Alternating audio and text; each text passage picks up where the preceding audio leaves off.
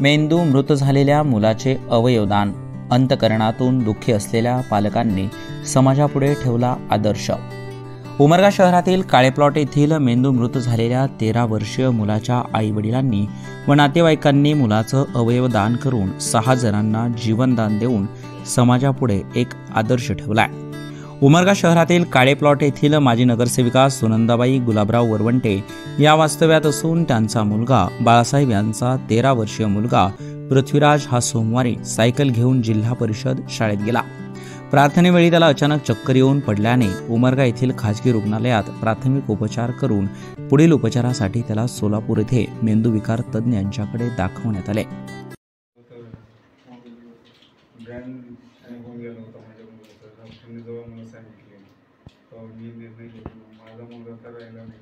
माझ्या मुलाच्या आधारित माझ्या मुलाला बघण्याकरता मी 6 मुलं जगतील आणि मी त्यांच्यात बघीन ही माझी भावना होती आणि मी हे विचार करूनच मी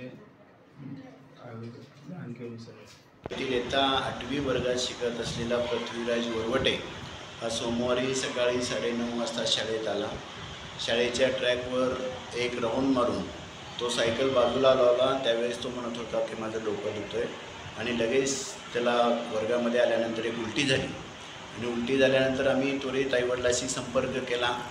त्याच्या आईला बोलून घेतलं आणि एका शहरातल्या खाजगी दवाखान्यामध्ये त्याला ॲडमिट केलं, परंतु त्याच्यानंतर त्याला सोलापूरला उपचारासाठी हलवण्यात आलं।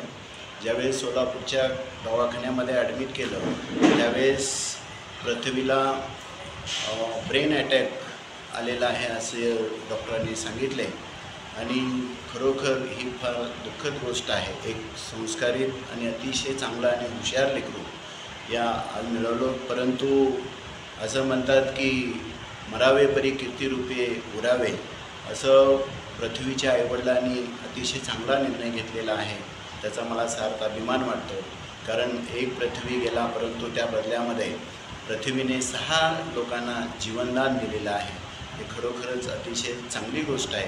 आम्हा सर्वांना पृथ्वी गेल्याचं दुःख आहे, संपूर्ण शाळा दुःखात आहे सध्या, परंतु त्यांनी जे केलेलं समाजासाठीचं कार्य आहे ते मात्र खूप उत्तम केलेलं आहे। त्यानंतर डॉक्टरांनी पृथ्वीराज याचा मेंदू मृत झाल्याचे सांगितले व पृथ्वीराजच्या आईवडिलांना अवयवदानाबद्दल माहिती दिली। मुलाचे अवयवदान करण्याचा निर्णय त्यांनी यावेळी घेतला आणि 10 ते 16 वयोगटातील 6 मुलांना या अवयवदानामुळे जीवनदान मिळणार आहे।